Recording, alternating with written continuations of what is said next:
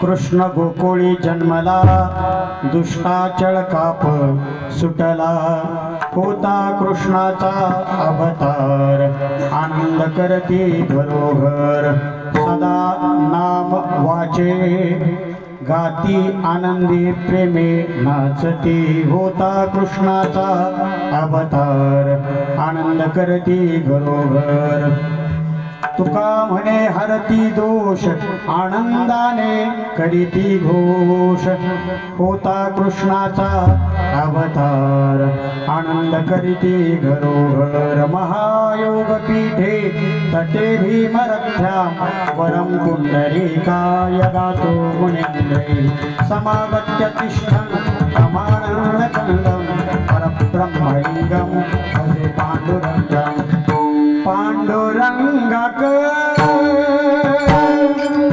प्रथम नमो पांडुरंगाक प्रथम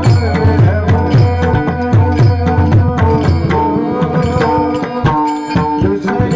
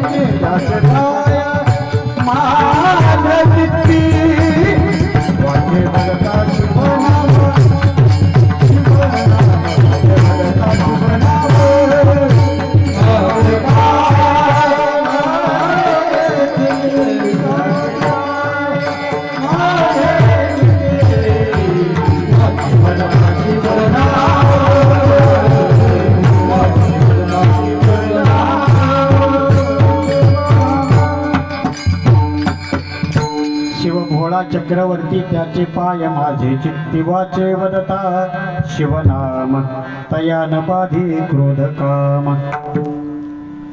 कृष्ण गोकुळी जन्मला दुष्टाचळ काप सुटला होता कृष्णाचा अवतार आनंद करती घरोघर श्रीमंत जगद्गुरु तुकोबराया यांचा सुंदर असा 4 चरणाचा अभंग काल्याचं कीर्तन निरूपण करणारा असा कृष्ण चरित्र सांगणारा अभंग कीर्तन रूपी सेवेकरता निवडलेला आहे। तसा अभंगाकडे पाहिलं तर अभंगाची चरण 4 आहेत। प्रत्येक चरणाला 1 तास हे प्रमाणे जर वेळ धरला तर साधारणतः 4 तास आपल्याला लागतील पण बुवाची अडचण अशी झाली, 1 तास उरला खटवांग राहायशी, मला तेवढा पण वेळ नाही राहिलेला. विठोबा रखुमा.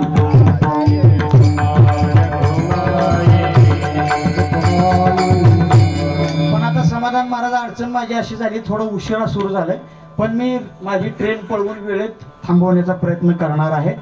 तेव्हा या शिवनाथ नावाच्या ठिकाणावर गेली अनेक वर्ष सुरू असणारा हा भक्ती शक्ती प्रबोधन सोहळा, आणि या सोहळ्याच्या अनुषंगानं साधारणतः 3री वेळ आहे माझी या ठिकाणी कीर्तन सेवा करण्याची.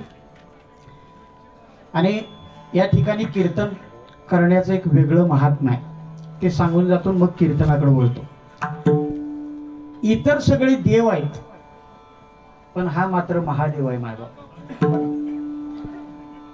म्हणजे इतर सगळे भोग वैभवासाठी आसुसलेले आहेत, पण भोग वैभवावर लात मारून ज्यानं स्मशान स्वीकारलं त्याला महादेव म्हणतात. विठोबा रखुमा.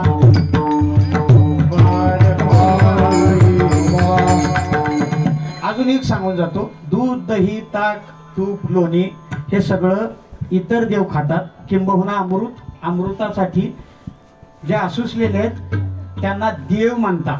वाक्य व्यवस्थित ऐका. पण विष जरी समोर आलं तरी विष सुद्धा पचवण्याची ज्याच्यात ताकद आहे त्याला महादेव म्हणतात. विठोबा रखुमा. अशा भगवान महादेवाच्या प्रांगणामध्ये कीर्तन सेवा करण्याचा योग मला पुन्हा आलेला आहे, आणि त्या अनुषंगाने मी आपल्याशी बोलणार आहे. हा माझ्या जो समोर डोहा आहे तो ऐतिहासिक आणि पौराणिक महत्व असलेला असा हा अंगापूरचा डोह, ज्या डोहामध्ये समर्थांना चाफळच्या मूर्ती सापडल्या, ज्या चाफळला स्थित मूर्ती आहेत त्या या डोहामध्ये सापडलेल्या आहेत. समोर ब्रह्मपुरी नावाचं एक सुंदर असं ठिकाण, म्हणजे ज्याला घरी ना पंढरी त्याने जावे ब्रह्मपुरी, अशा सुंदर अशा पवित्र अशा ठिकाणी मला कीर्तन करण्याचा योग येतोय. मायबाप आज फार मोठं भाग्य आहे माझं. विठोबा रखुमा.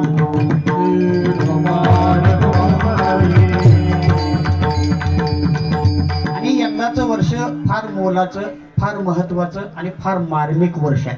यंदाच्या वर्षी 3 ते 4 पर्वकाळ आहेत. लक्षपूर्वक ऐका बरं का. मी जे बोलतोय ते आपण लक्षपूर्वक ऐकलं तर लक्षात येईल. त्यातला पहिला पर्वकाळ आहे भगवान श्री ज्ञानोबराया, वारकरी संप्रदायाचा पाया भगवान श्री ज्ञानोबराया यांची 750वी जयंती आहे यंदा बरं का. ज्ञानोबरायांचा जन्म 1275चा, इसवी सन 1275. 1275 अधिक 50 किती झाले हो? माणसं म्हणते मग हिशेब आम्ही करायचा तो तुला कशाला बोलावलं. 1275 अधिक 50 झाले 1325, आणि 1325 अधिक 700 किती झाले? मला कीर्तन झाल्यावर सांगितलं तरी चालते, काय गडबड नाही. 2025 म्हणजे भगवान श्री ज्ञानोबरायांना 750 वर्ष पूर्ण झाली, ते म्हणजे यंदाचं वर्ष.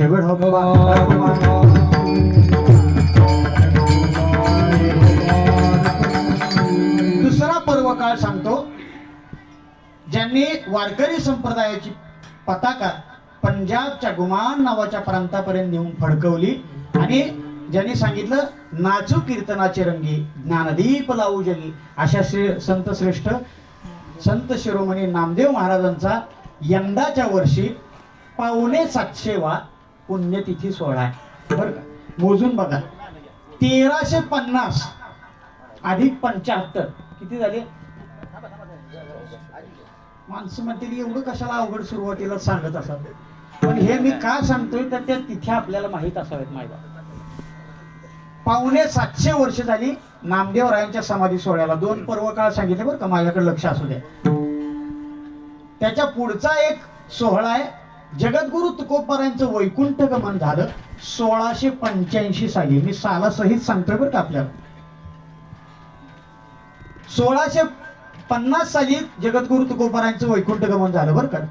माफी मागतो, 1650 साली. 1650 अधिक 75 ते आता किती झाले? 1725 अधिक 300 2000 25 म्हणजे किती वर्ष झाली? पावणे 400 वर्ष. असे 3 पर्व काळ यंदाच्या वर्षी येत आहेत. आणि अजून एक पर्व काळ आहे जगद्गुरु तुकोबारायांचा सोहळा. हा जगातला पहिला सोहळा. मी जरा जबाबदारीनं वाक्य बोलतो, ज्ञानोबारायांचा नाही, जगद्गुरु तुकोबारायांचा सोहळा. अजून टाळी वाजवायचं वाक्य माग आहे, जरा लक्षपूर्वक ऐका. जगद्गुरु तुकोबारायांचा सोहळा हा जगातला पहिला सोहळा. आणि त्या जगातल्या पहिल्या सोहळ्यात मानाच्या दिंड्या या सातारा जिल्ह्यातल्या 3 आहेत. नाव ऐका. एक बोधे महाराज सातारकर, एक कराडकर, आणि तिसरं जे आता तुमच्या समोर कीर्तन करतायत ना ते गोजेगावकर. अशा 3 मुख्य दिंड्या ह्या जगद्गुरु तुकोबारायांच्या सोहळ्यातल्या मानाच्या दिंड्या आहेत आणि त्या सातारा जिल्ह्यातल्या आहेत. आणि आणखी एक महत्वाची गोष्ट, जगातल्या या पहिल्या 3 दिंड्या आहेत. कुठल्या दिंड्या? देहूच्या, आळंदीच्या नाही, मायबाप सातारकरांच्या. आता टाळी वाजवायला हरकत नाही. तेव्हा सातारकरांच्यासाठी मान असणाऱ्या अशा ह्या दिंड्या. आणि तो सोहळा ज्यावेळी सुरू झाला त्याला यंदाच्या वर्षी 350 वर्ष पूर्ण होत आहेत.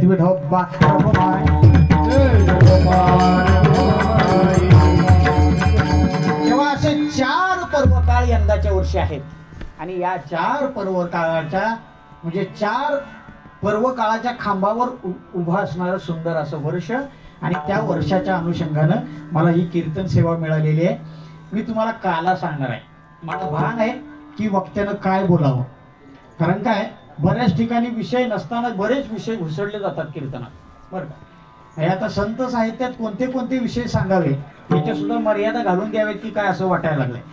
पण काल्याच्या कीर्तनात काय सांगावं? चरित्र ते उच्चारावे केले देवे गोकुळी. फक्त लक्षपूर्वक ऐका. या जगात 3च काले झाले. जगात म्हणण्यापेक्षा फक्त भारतात 3 काले झाले. जगात बाकी कुठं काला नाही. पाठीमागं कार्यकर्त्यांना विनंती आहे, तुमचं झालं की मला सांगा, मग मी माझं चालू करतो. विठोबा रघुमाय.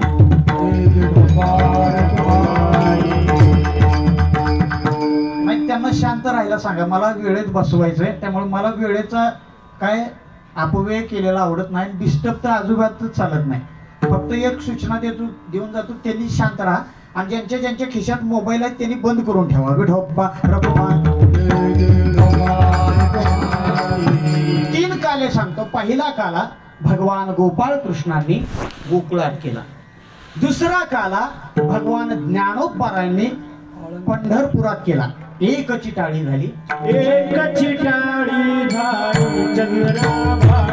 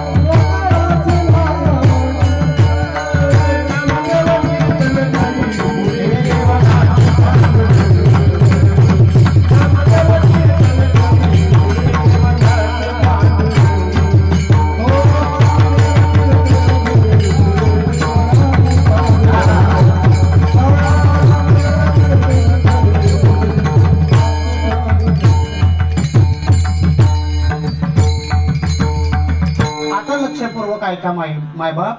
पहिला काला कुणी केला? भगवान गोपाळ कृष्णांनी गोकुळात केला. दुसरा काला भगवान श्री ज्ञानोबारायांनी पंढरपुरात केला. आणि तिसरा काला आपल्याच विभागातलं एक व्यक्तिमत्व आहे. पण काय असतं अडचण? जिथं पिकतं तिथं विकत नाही. आपल्याच विभागातले व्यक्तिमत्व आहे, पण बऱ्याच जणांना अजून त्यांचं मोठेपण माहीतच नाही. त्यांचं नाव आहे पारायणाचार्य पुंडलिक महाराज बेळुकर. त्यांनी तीर्थावर असणारं पारायण, ज्ञानेश्वरी पारायण गावोगावात पोहोचवलं. आणि गावोगावात किंबहुना महाराष्ट्रात, कर्नाटकात, गुजरातात काला सुरू झाला. ते सगळे मोठे उपकार कोणाचे असतील तर पारायणाचार्य पुंडलिक महाराज बेळुकर. विठोबा रघुमा.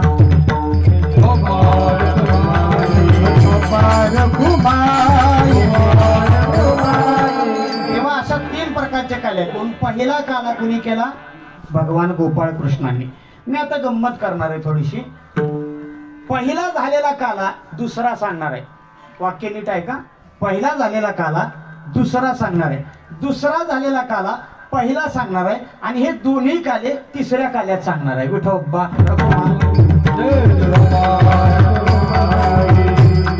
तिसरा म्हणजे आत्ताचा चाललाय ना आपला काला, त्या काल्यात सांगणार आहे. मग पहिला जो काला झाला तो गोकुळात झाला, आणि मला दुसरा काला सांगायचा. मग त्या अनुषंगानं यंदाचं वर्ष ज्ञानोबारायांचं 750वा जन्मतिथी उत्सव आहे. मग ज्ञानोबारायांचं थोडं चरित्र आपल्या समोर मांडणार आहे.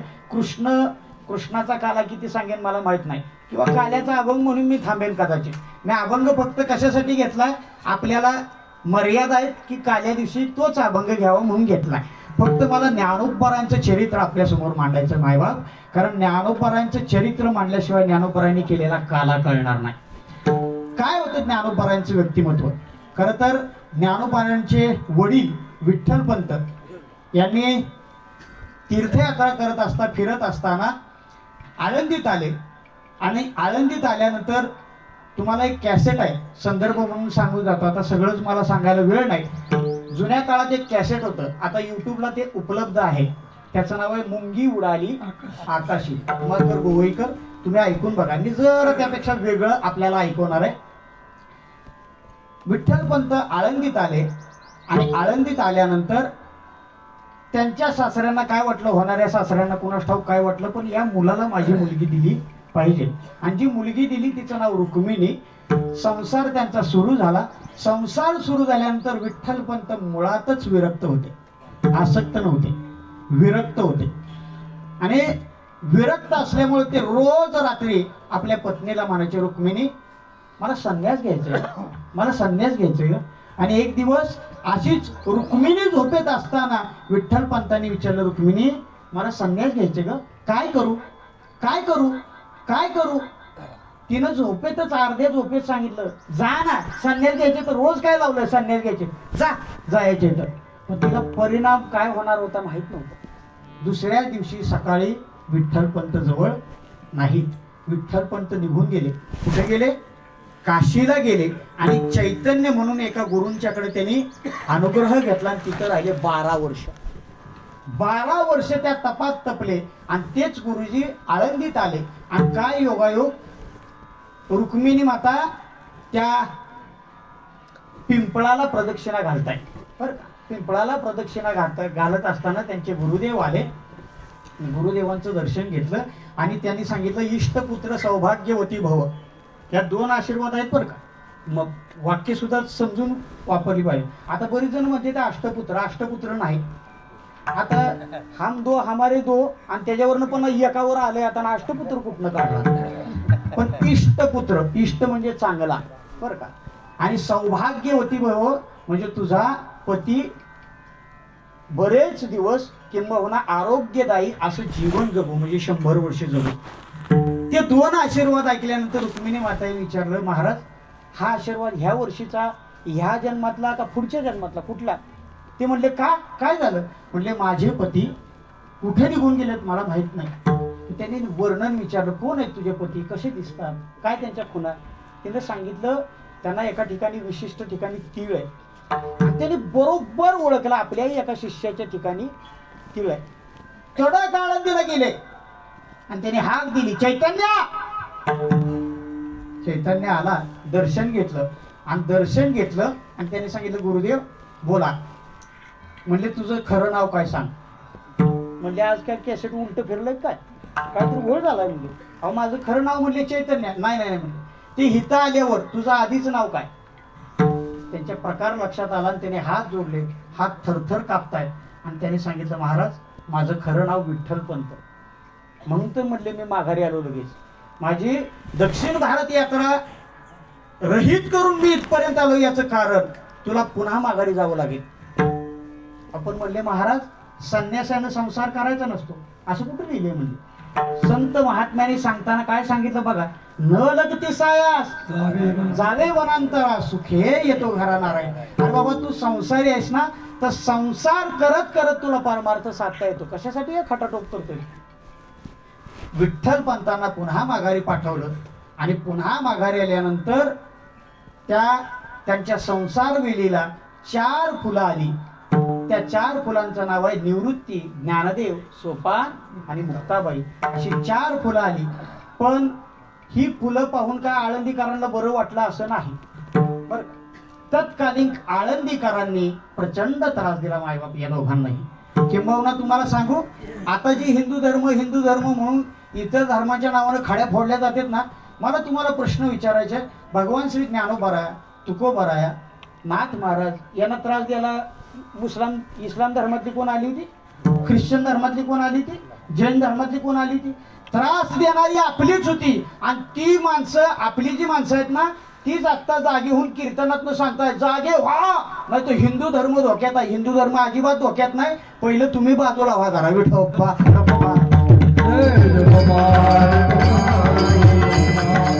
हा मुद्दा सांगत असताना एकच गोष्ट सांगतो, हिंदू धर्म अजिबात धोक्यात नाही. आपली पोरं मराठी शाळेत घाला आणि हिंदू धर्मातल्या लोकांनी एकच काम करा. ज्या मुसलमानांना तुम्ही नावं ठेवता ना, 5-5 वेळा नमाज पडतात नाही बाबती, आपल्याला हरिपाठ करायचं म्हणलं तर अवघड होतं या. बरं का, आपण आपले नियम व्यवस्थित पाळा, त्यांना नावं ठेवून जमणार नाही. आपली जी काठी आहे ना ती आपल्याला मोठी करावी लागेल. त्यावेळी खऱ्या अर्थाने हिंदू धर्म श्रेष्ठ ठरेल.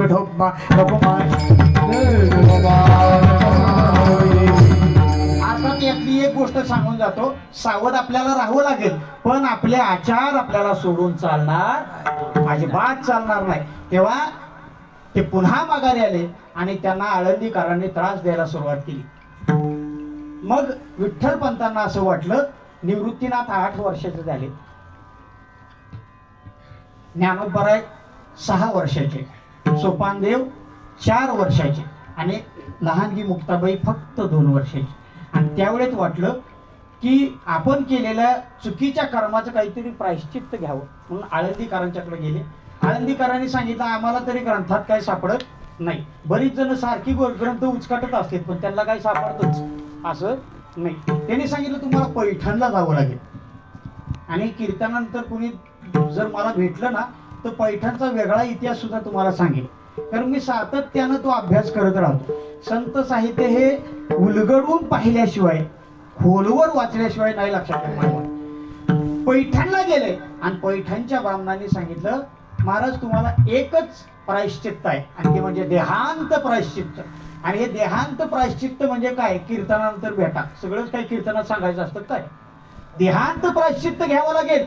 आणि एक दिवस विठ्ठल पंत आणि रखुमाईंनी हा निर्णय घेतला. मायबाप, पहाटेची वेळ आहे, पहाटे 3-3:30 वाजता विठ्ठल पंत घरातून बाहेर निघाले आणि दार लावणार एवढ्यात पाठीमागं रुक्माईला हाक दिली, रखुमाई चला आपल्याला देहांत प्रायश्चित्त घ्यायला जायचंय. रखुमाईचं पायी निघे ना बाबा, लेकुराचे हित वाहे माऊलीचे चित्त, 4 बाळ सोडून जायचं कसं? रखुमाईचं पायी निघे ना. तिनं निवृत्तीनाथानं उठवलं, डोळ्यातून घळघळ अश्रू वाहत आहेत आणि निवृत्तीनाथानं उठवून तिनं सांगितलं निवृत्तीनाथा आता एक काम करायचं, ही जी 3 धाकटी भावंड आहेत ना त्यांना सांभाळायचं काम तुम्ही करायचं. हे जे काय मागतील त्यांना पुरवायचं काम तुम्ही करायचं. जो हट्ट करतील तो तुम्ही पूर्ण करायचा, एवढीच तुम्हाला विनंती आहे. निवृत्तीनाथ अर्ध्या झोपेत होते, त्यांना कळलं नाही ऐकाय सांगितलं. निवृत्तीनाथ झोपी गेले, आई वडील निघून गेले आणि दुसऱ्या दिवशी सकाळी ही बाळ उठली आणि आई वडिलांना शोधतायत हे बाळ. आई आई बाबा बाबा असे करून हाका मारतायत. पण निवृत्तीनाथांच्या सकाळच्या वेळी लक्षात आलं काय प्रकार झाला, काय झालं होतं. मायबाप, आई वडील निघून गेले आणि देहांत प्रायश्चित्त त्यांनी घेतलं. आणि मग निवृत्तीनाथांनी निश्चय केला की या बाळांना आपण सांभाळायचं. पण फार त्रास दिला तत्कालिक आळंदीकरांनी. मायबाप फार त्रास दिला.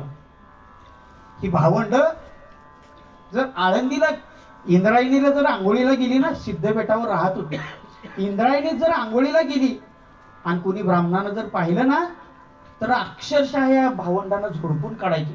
का तर अस्पृश्यापेक्षा बेकार वागणूक यांना का दिली? त्याचं कारण संन्याशीची पोरं. तुम्हाला काय अधिकार आहे इंद्रायणी पाठवण्याचा?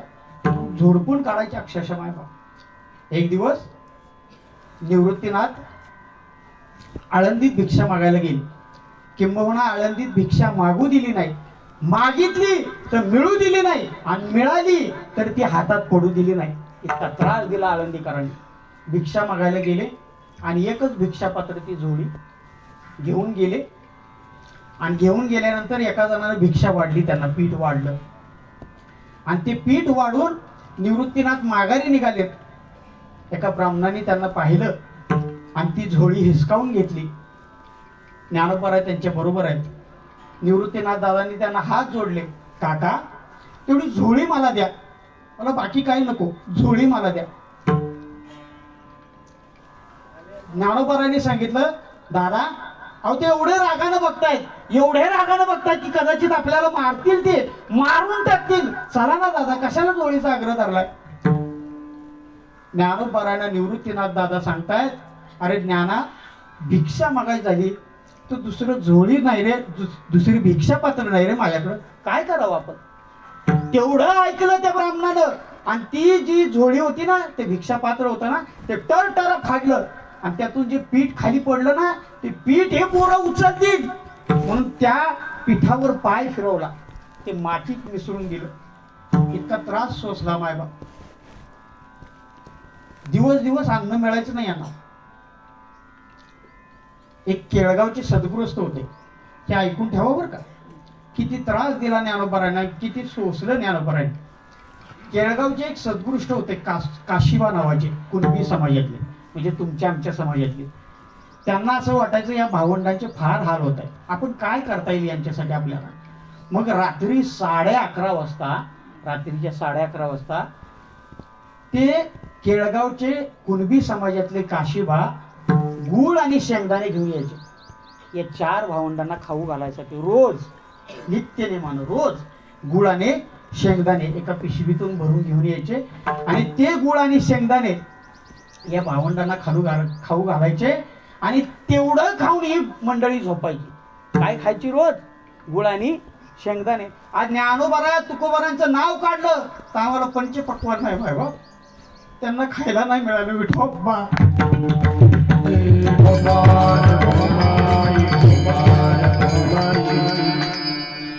अत्यंत त्रास भोगला आणि माझ्यावर विश्वास नसेल ना, कधी उशिरा आळंदीत जा. आमचे ज्योतिराम महाराज या गोष्टीला साक्ष. देहूमध्ये कीर्तन होतं आणि देहूचं कीर्तन झालं माझं आणि आम्ही गाडीने निघालो. आळंदीत 11:30 वाजता पोहोचलो समाधान महाराज. आणि रात्रीच्या 11:30 वाजता संस्थांना हा नियम अजूनही चालू ठेवलाय. गूळ आणि शेंगदाणे अजूनही वाटले जातात. का तर समाजाला कळावं, आज ज्ञानोबरांच्या मंदिराला 80 किलो सोन्याचा कळस आहे, पण त्या काळात ज्ञानोबराया कळले नाहीत माय बाप. ज्ञानोबरायांना काय त्रास भोगावा लागला ते कळावं म्हणून अजून ते गुळ आणि शेंगदाण्याचा प्रसाद अजूनही वाटला जातो. विठोबा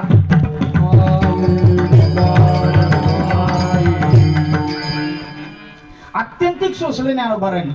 पण सांगू तुम्हाला, एक सुंदर वचन आहे संत साहित्यातलं, योगी पावन मनाचा, योगी पावन मनाचा, योगी पावन मनाचा, योगी पावन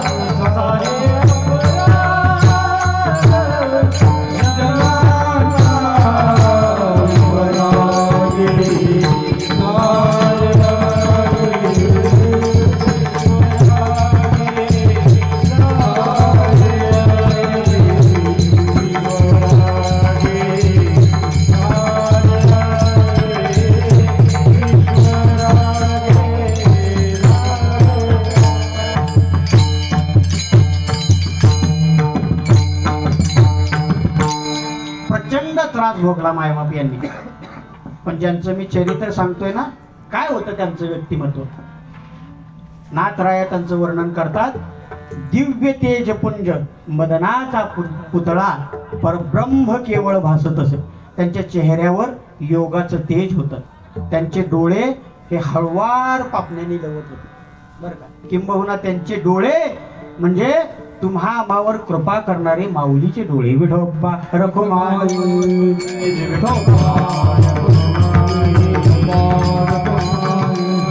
आणि त्यांचं चालणं जे होतं ना, ते अत्यंत हरवाळ पावनाने.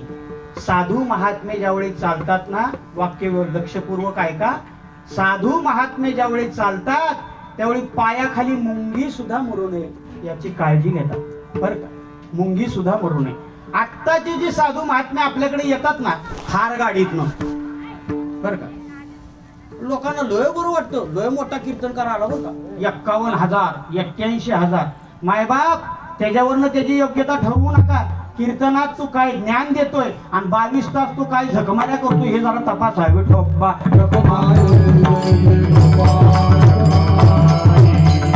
तेव्हा त्या ज्ञानोपरायांच्या पाहण्यात समाजावर कृपा करणं होतं. त्या ज्ञानोपरांचं बोलणं कसं होतं. त्या ज्ञानोपरांचं बोलणं साच आणि मवाळ मितले आणि रसाळ शब्द जैसे कल्लोळ अमृताचा कल्लोळ असणार असं बोलणं म्हणजे ज्ञानोपरांचं बोलणं. त्यांचं मागणं म्हणजे विश्व कल्याणाचं मागणं आणि ते त्यांचं जगणं म्हणजे केवळ विश्व कल्याणासाठी जगणं. विठोबा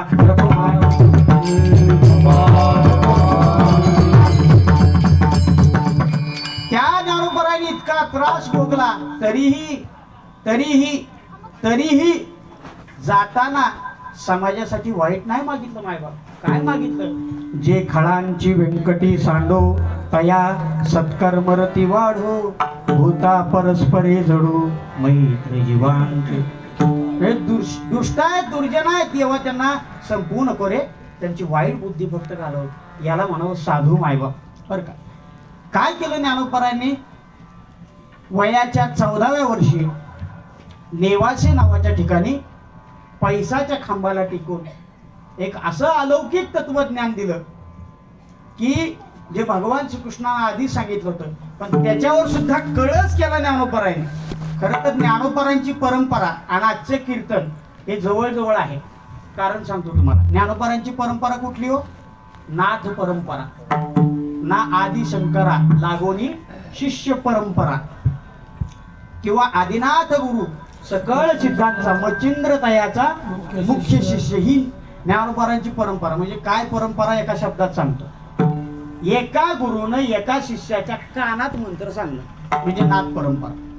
पण ज्ञानोपरा इतके तयार होते, ज्ञानोपरा इतके चतुर होते, ज्ञानोपरांना समाजाबद्दल कळवळा होता आणि त्यांना माहित होतं की माझ्या दादानं माझ्या आई वडिलांना वचन दिलंय की यांचा सगळा हट्ट पुरवेल. म्हणून ज्ञानोपरांनी ज्ञानेश्वरी लिहायला बसले ना त्यावेळी पहिल्यांदा ज्ञानोपरांनी सांगितलं, दादा मी हे तत्वज्ञान लिहितोय पण नाथ संप्रदायापुरतं नाही, वारकरी संप्रदायापुरतं नाही, तर आता विश्वात्मके देवे येणे वाघ यज्ञ तुषावे. माझं हे तत्वज्ञान एका महाराष्ट्रापुरतं नाही, एका भारतापुरतं नाही, तर जगातल्या कानाकोपऱ्यात जाऊन पोचावं हे मोठं मागणं ज्ञानोबराय मागतात.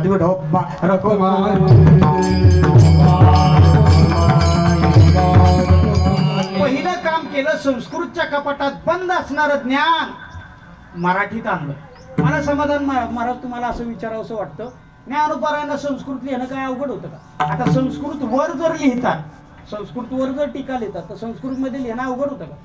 पण ज्ञानोबरायांनी मराठीत लिहिलं. अजूनही लोकांना कळलं ना बरं का. ज्ञानोबरायांनी मराठीत का लिहिलं तर मराठी भाषेमध्ये जो मवाळपणा आहे, जो गोडवा आहे जो माधुरी आहे तो इतर भाषेत नाही. मायबाप येडी माणसं आहे जी आपल्या पोरांना कॉन्व्हेंटच्या स्कूलमध्ये घालतात आणि बरीच जण असे म्हणतात की त्याशिवाय पोरग हुशार होत नाही. मी स्वतः मराठी शाळेत शिकलेला आहे आणि इंग्लिशचा ग्रॅज्युएट आहे. ह्याच्यावर तरी कळवून घ्या काय कळायचं ते.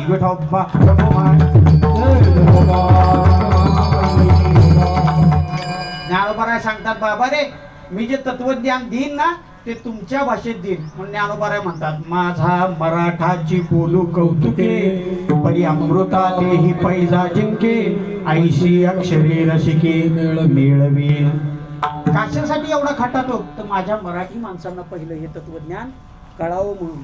बरं का म्हणून पहिलं काम केलं संस्कृतच्या कपाटात बंद असलेलं ज्ञान प्रगट गुह्य बोले विश्वब्रह्माची केली. ते बंद असलेलं ज्ञान मोकळं केलं आणि मराठी भाषेत आणलं. ही पहिली मोठी क्रांती. दुसरी मोठी क्रांती आहे ते जगात पोहोचवलं आणि सगळ्यात मोठी तिसरी क्रांती सांगतो कारण मला वेळेत थांबायचे. तिसरी क्रांती सांगतो जगात फार मोठी विद्वान माणसं आहेत महाराज. आता सुद्धा नोबेल पुरस्कार मिळवणारी चिकार जण आहेत. पण एका जण ज्यांच्या नावानं नोबेल पुरस्कार सुरू झाला ना त्यांची कथा सांगतो. तिने एक अणुबॉम्ब तयार केला.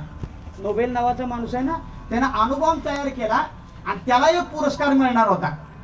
पण दुर्दैवानं एका पेपरला बातमी येताना त्यांना पुरस्कार मिळणार अशी बातमी नाही आली. त्यांचा मृत्यू झाला अशी बातमी आली आणि त्याच्या वर टायटल काय होतं जगाला विनाशकारी ठरणारा अणुबॉम्ब ज्याने निर्माण केला त्याचा मृत्यू झाला. त्याला ती वाक्य ऐकल्यावर इतकं बेकार वाटलं. म्हणलं केलं काय आयुष्यात मी चांगलं काय केलं का नाही. म्हणून त्यानं ठरवलं हा अणुबॉम्बचा शोध जरी लावलेला असेल पण जगाला आदर्श असं काहीतरी काम करून दाखवेल म्हणून त्यानं शांतीचा प्रसार केला. पण त्याच्या आधी मायबाप अजून जगाला माहित पण ना आमच्या ज्ञानोबांनी त्याच्या आधी शांतीचा प्रसार केलाय. विठोबा रखो माय.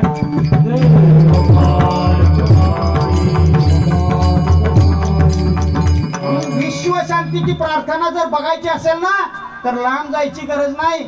अमेरिकेला जायची गरज नाही. युरोपला जायची गरज नाही. विश्व शांतीची प्रार्थना म्हणजे ज्ञानेश्वरीतल्या केवळ 9 वेळा त्यांचं नाव पसायला आणि विठोबा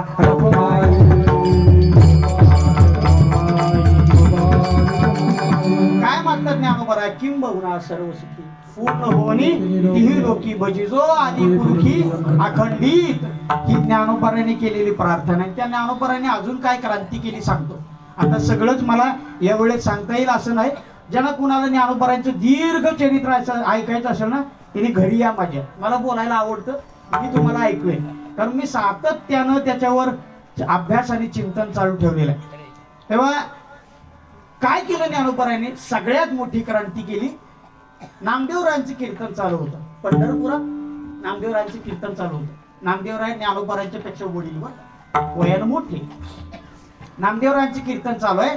नामदेव कीर्तन करी पुढे देव नाचे पांडुरंग जनी म्हणे ज्ञानदेवा बोला.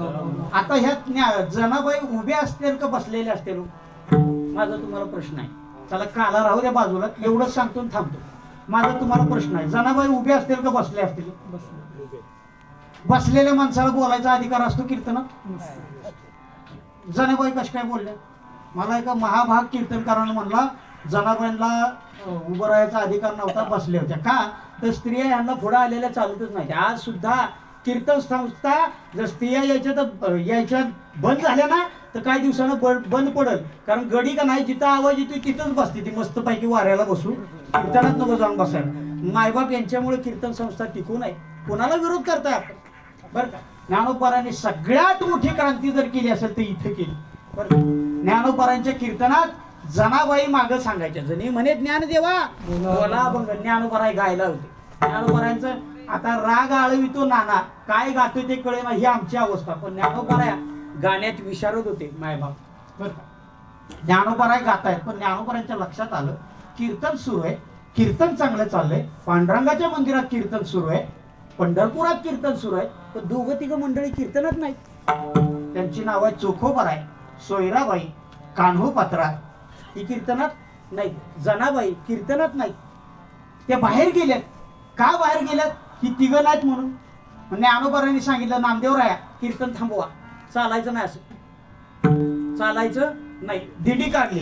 ज्ञानोबा तुकाराम, ज्ञानोबा तुकाराम. आणि दिंडी कुठं आली? पंढरपूरच्या मंदिरातनं, गाभाऱ्यातनं दिंडी कुठं आली? वाळवंटात दिंडी आली. वाळवंटात दिंडी आली. आणि कीर्तन करत असताना ज्यांना कीर्तनात उभं राहायचा अधिकार नाही असे चोखोबर आहे, गोरोबा काका, सावता महाराज, सगळ्यांना ज्ञानोबारांनी कीर्तनात उभं केलं. का तर 12वं शतक सांगतोय मी, आत्ताच नाही सांगत. आत्ता सुद्धा जातीपातीत भांडणं होतात, पण ज्ञानोबारांनी सांगितलं नाही रे बाबा, माझा वारकरी संप्रदाय असं नाही सांगत. ज्ञानोबा आपल्याला सांगतात, याती कुळ माझे गेले हाय, याती कुळ माझे गेले हाय, याती कुळ माझे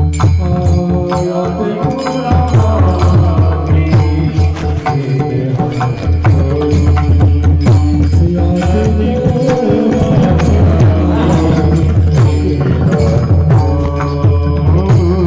श्रीरंगा वाचोनी आनुने, श्रीरंगा वाचोनी आनुने, किती वशिष्ठवा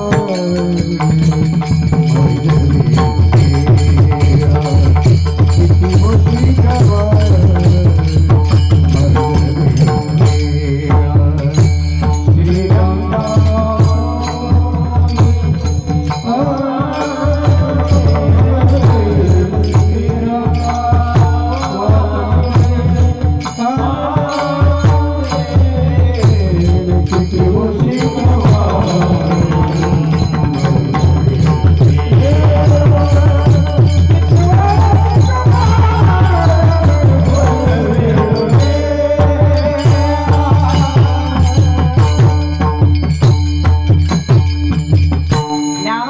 सर्व जातीतली, सर्व धर्मातले लोक एकत्र केली. वारकरी संप्रदायाला एक व्यापक आणि विशाल रूप दिलं. ते ज्ञानोबाराया, त्या ज्ञानोबाराने काय क्रांती केली मगाशीच प्रमाण सांगून झालं. एक चिताडी झाली चंद्रभागे वाळवंटी. आणि ज्ञानोबाराने काय केलं? सगळ्या गोपाळांच्या मुखात आपल्या हातानं काला भरवला. ज्ञानोबाराय कोण? ज्ञानोबाराय कोण? जातीनं ज्ञानोबाराय कोण? ब्राह्मण. ब्राह्मण. एका ब्राह्मणानं अंत्यजाच्या मुखात काला भरवला. खरा काला हाय विठोबा रखुमाई.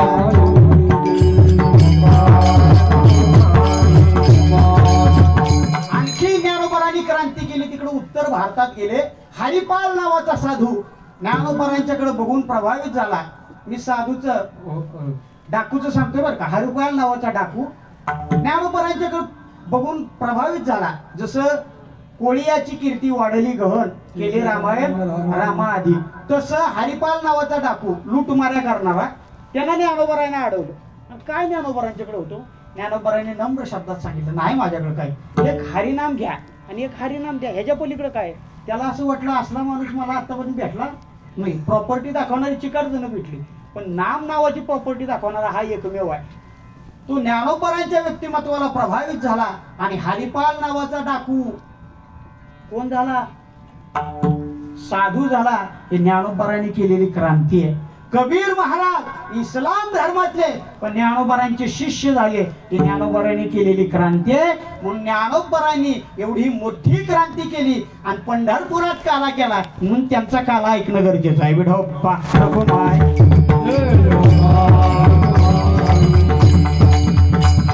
आणि आता हा ज्ञानोबारांचा काला काला कितवा सांगितला? दुसरा बर का. आता पहिला काला सांगतो आणि तिसऱ्या काल्यात हे सगळं चाललंय. एवढा कालवा लक्षात असू द्या फक्त. पहिला काला आता सांगतो. आता थोडस माझ्याकडे लक्ष असू द्या. काही माणसं समाजात अशी असतात ज्यांना समाजाशी काही घेणं देणं असतं. आपण भलं, आपलं काम भलं, मला कोणाशी काही घेणं देणं नाही, असा एक वर्ग असतो. दुसरा एक वर्ग असा असतो की जो असं म्हणतो की कुणी काय करणार, मी मात्र प्रत्येकाची झिरवल्याशिवाय राहणार नाही, असा एक वर्ग असतो. आता हे डोहा आहे ना, त्या डोहामध्ये एक विंचू पाण्यात बुडतोय. आणि एका बिडकुळीला असं वाटलं, असं नका पापी, असं नका दुर्गुणी, असं नका नागी मारणारा, पण ह्याला वाचवलं पाहिजे. कुणाला वाटलं? बिडकुळीला. बिडकुळी नाही कळली तुम्हाला? आत्ताच लई बिडकुळ्या सुळसुळाट झाला होता. मध्ये जेव्हा इलेक्शन झाली का नाही, वाईस ह्या पक्षात वाईस त्या पक्षात, बिडकुळी म्हणजे जमिनी बी राहतील पाण्यात बी राहतील, तिला म्हणायची बिडकुळी. म्हणजे ह्या बी पक्षात आणि त्या बी पक्षात, आम्ही तुमचेच, आणि त्याला म्हणायची बिडकुळी. त्या बिडकुळीनं बघितलं, पण ही जरा बरी होती. तिला असं वाटलं विंचवाला वाचवावं, गेली त्याच्या खाली गेली आणि त्याला असं वर घेतला पाठकुळीवर. कुणाला? हे लक्षात असू द्या. आता बोलून चालून विंचूच ती, आणि तेवढ्या पुरता हरिभक्ती पारायण झालेला का तर जीव वाचला. बरं का? जाता जाता त्यानं मनात विचार करतोय, जेने हा जीव दिला दान, करीन तयाचे चिंतन. केवढं मोठं उपकार आहे त्याचं, केवढं मोठं उपकार. मी आता मरणार होतो, मी आता मरणार होतो, मी आता मरणार होतो, जीवानिशी जाणार होतो, आता मी राहणार नव्हतो. ह्या बिडकुळीनं मला वाचवलं. आता हिच्या उपकारातून उत्तीर्ण होण्याकरता मी काय करावं, मी काय करावं, मी काय करावं. जाता जाता मनात विचार आला, दिवाळीत लांब आहे अजून, पण तिची माझी पुन्हा गाठभेट होईल का नाही कुणास ठाऊक. यंदाची भाऊबीज लागली देऊन टाकावी तिला. बिडकुळीनं तिला त्या विंचवाला खाली आणलं, जमिनीवर जसं सोडलं, अजून ह्यो आकाशातच होता, जमिनीवर आलाच नव्हता. म्हणला काय द्यावी भाऊबीज, काय द्यावी भाऊजी. जवळ गेला बिडकुळीच्या आणि एक नांगी मारली आणि गेलं निघून. विठो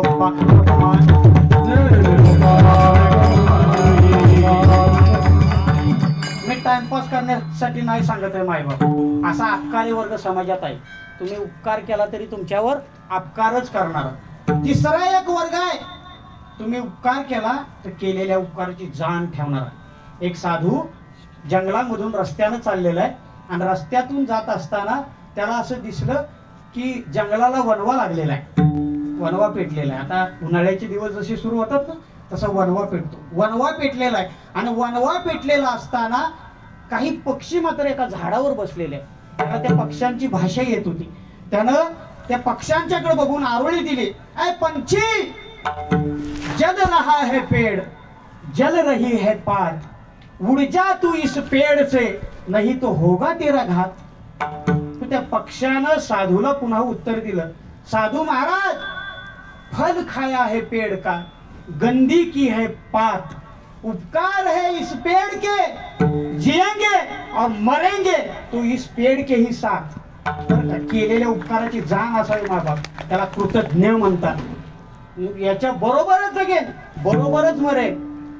चौथा एक वर्ग आहे, तुम्ही काही करा, उपकार करा, अपकार करा, तो मात्र तुमच्यावर उपकारच करणार, आणि तो वर्ग आहे संत महात्म्यांचा. म्हणून प्रमाण काय आहे बघा, जगाच्या कल्याणाचा विभूती, जगाच्या कल्याणात संतांचा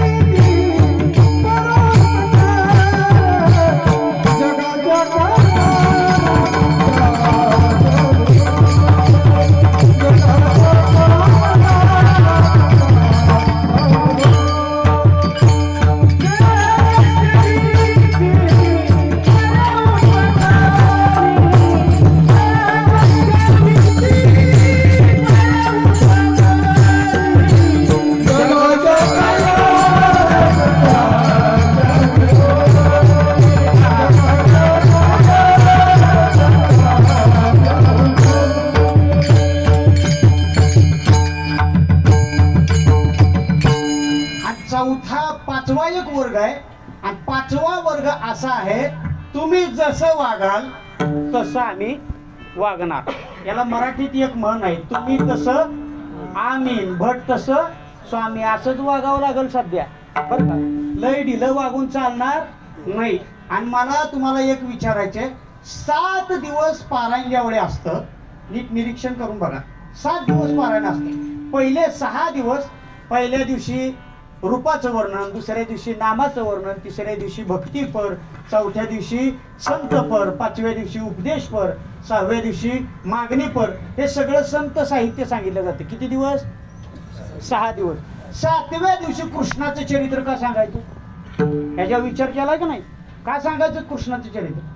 तर आदर्श कसं वागायचं हे संत आम्हाला शिकवतात. पण आदर्श वागणाऱ्याला जर एखादा त्रास द्यायला लागला तर त्याच्याशी कसं वागायचं हे कृष्ण चरित्र आम्हाला शिकवतं. विठोबा रघुनाथ.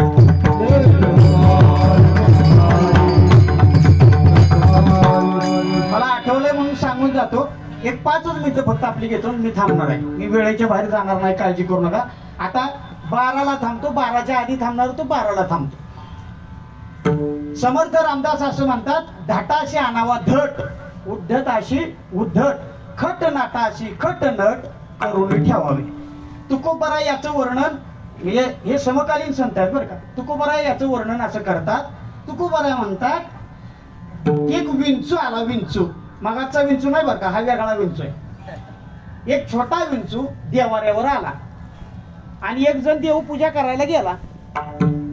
आता ते विंचू त्याला काय गुदगुल्या करील? देवपूजा करायला गेल्यावर काय करेल नेमकं? हा, ते आपला कार्यक्रम केल्याशिवाय राहणार नाही. ते सत्यनारायणाची महापूजाच घालेल, बरोबर ना?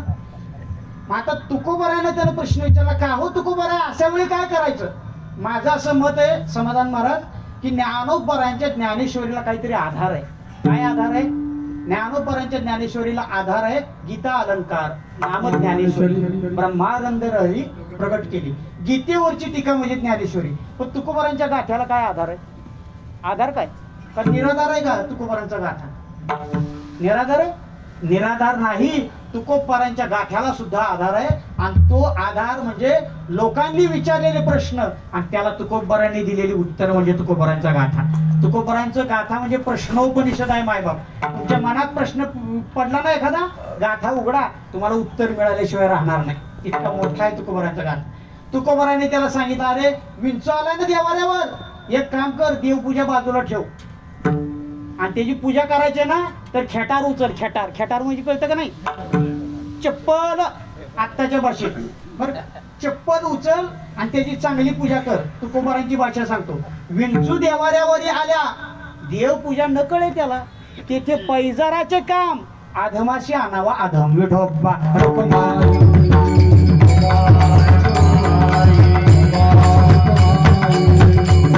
जगद्गुरु तुकोबरा तेच सांगतात, बाबा रे, कृष्ण गोकुळात जन्माला आला, पण कृष्ण गोकुळात जन्माला आला याचा थरकाप त्याच्या दुश्मनांना सुटला. हेच अभंगाचं पहिलं चरण आहे. कृष्ण गोकुळ जन्माला